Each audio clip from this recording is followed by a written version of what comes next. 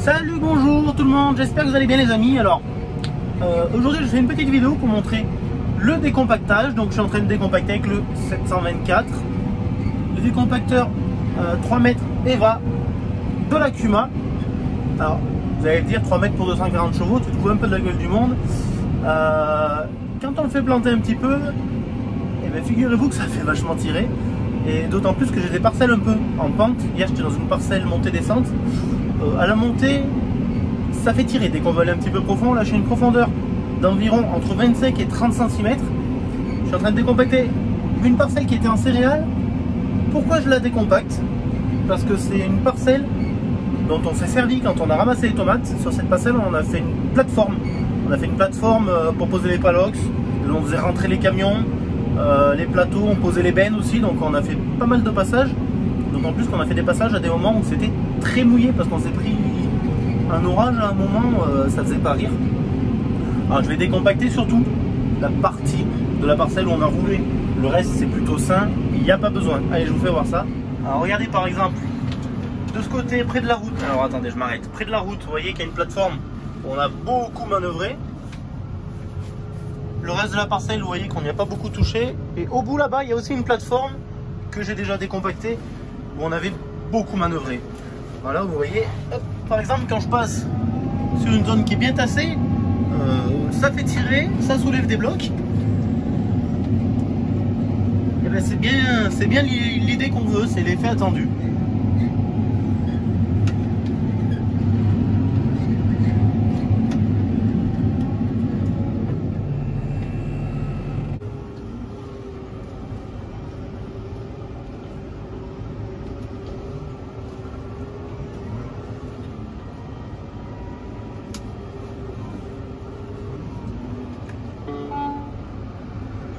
Allez, donc celui-là est le GPS comme les autres, GPS RTK.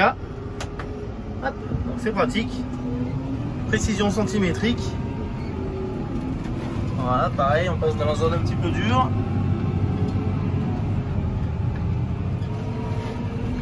Ah, vous voyez, là on arrive à l'opposé du champ. Donc dans la première zone qu'on avait fait en plateforme, qu'on a dû ensuite déplacer tout au bout, là où je viens de vous faire voir. À cause de la pluie, il fallait rapprocher un maximum les palox de la route. Donc tous les champs que vous voyez en face là étaient en tomates. Là ça commence à verdir parce qu'on a mis un 6 pans. Donc là vous voyez hein, comme ça a été chaupigné. Toute cette zone a été bien chaupignée.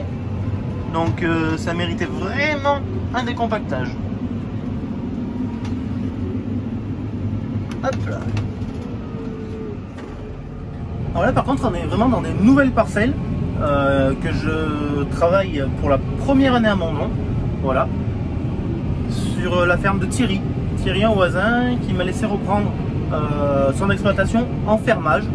Voilà, donc j'en ai repris une partie déjà il y a 2 ans, il avait gardé une dizaine d'hectares jusqu'à sa retraite, et ça y est, Thierry il a bien mérité, il en fin droit à la retraite, donc c'est le temps de récupérer en fermage les parcelles restantes.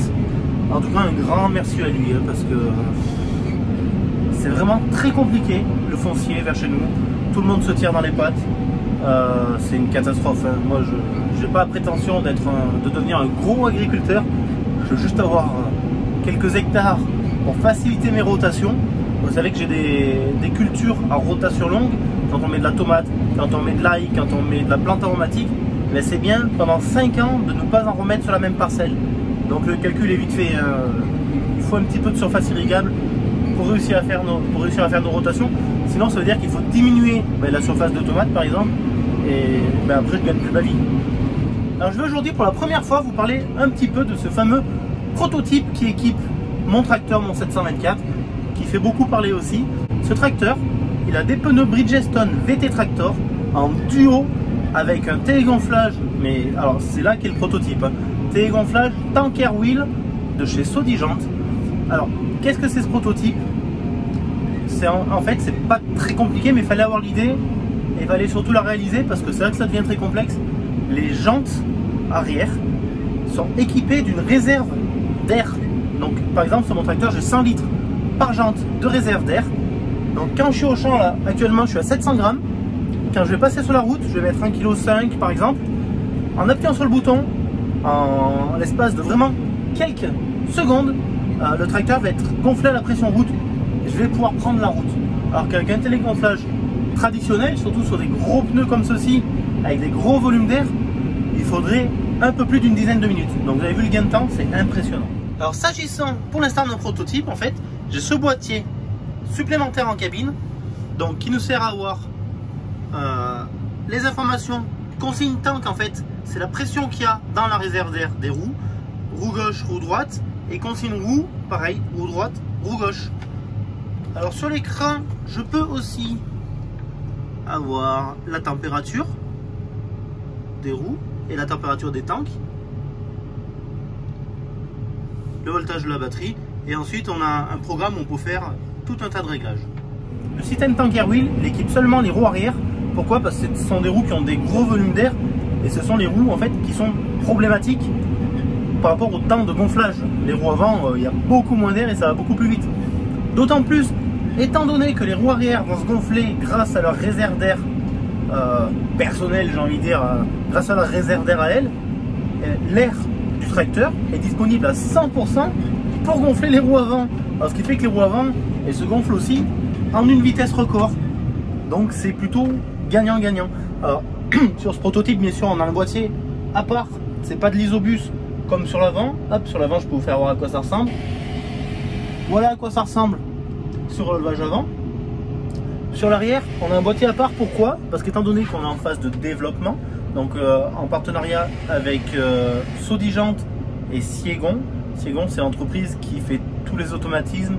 Et là, chapeau, parce que c'est vraiment pas facile de gérer des petites vannes pour savoir si on met l'air du tank vers le pneu, du tracteur vers le tank, dégonfler le pneu, enfin bref, c'est assez exceptionnel. Et c'est aussi pour ça que vous voyez que mon tracteur est équipé d'enjoliveurs. Parce qu'à l'intérieur de ces enjoliveurs, ben, y a des systèmes qui sont là pour gérer ces pressions.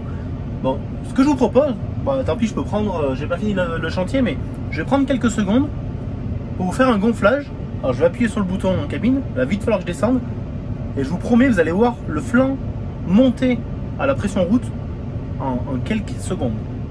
Allez, je vais vous faire voir la forme du pneu à 700 grammes. Et vous le voyez, le pneu il est écrasé. Hein.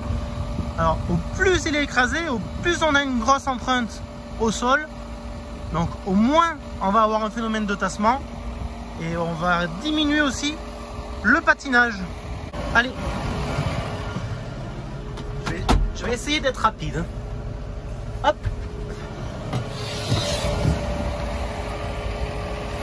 Regardez le flanc monter à vue d'œil.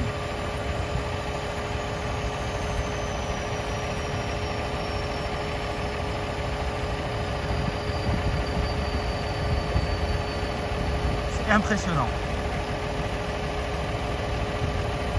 Là oui, en quelques secondes, le flanc se regonfle et on peut prendre la route en toute sécurité. C'est quand même impressionnant.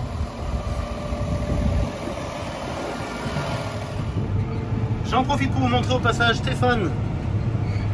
Je lui ai demandé de mettre un petit coup d'épareuse sur les fossés pour tenir les fossés propres.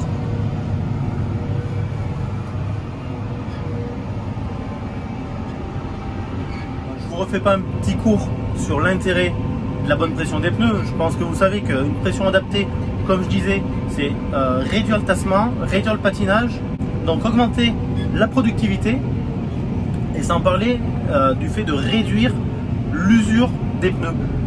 Moi, mon tracteur, il est souvent attelé au polybène, dételé du polybène, attelé au déchômeur, dételé du déchômeur, attelé au polybène, dételé, attelé au décompacteur.